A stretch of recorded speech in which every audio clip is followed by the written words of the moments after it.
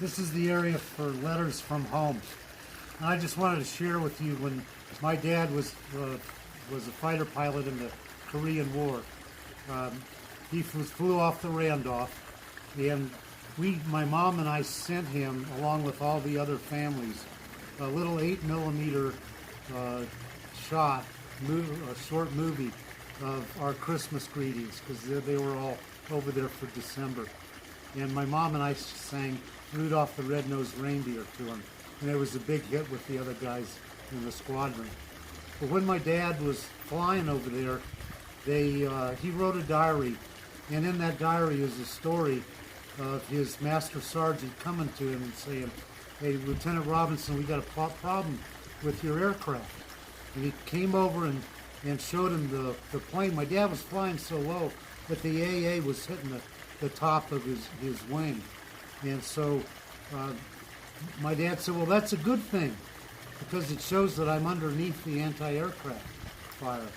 And the master sergeant said, "That's not the problem."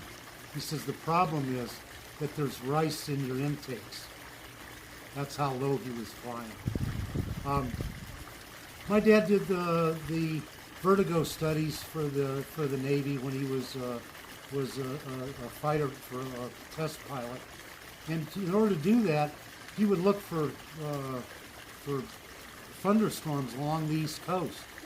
And then he'd go into the middle of one, take it up to 30,000 feet, turn off the engine, put the plane in an inverted spin, and as it went down with the engine off, he would eventually get to a point where he didn't know up from down.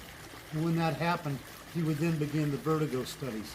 They were losing pilots who didn't believe their instruments. And so what he would do is he'd talk his way through looking at the instrument and what he was recording mentally and emotionally. He did a lot of dead stick landing studies for aircraft. He did the dead stick landings for the Crusader, and they threw a sack of concrete in the back seat just to simulate, because it was a two-pilot aircraft, or a pilot and a navigator. And so they did that to get the weight right. K.D. Smith, who was my dad's superior in the test pilot program, died doing dead stick landing on the Crusader. So that's when I didn't get to see his daughter anymore, who was, at that time, I thought she was my sweetheart when I was 12 years old. So you can tell, and I had a lot of empathy for Lewis Powers when he lost his father at 12 years old.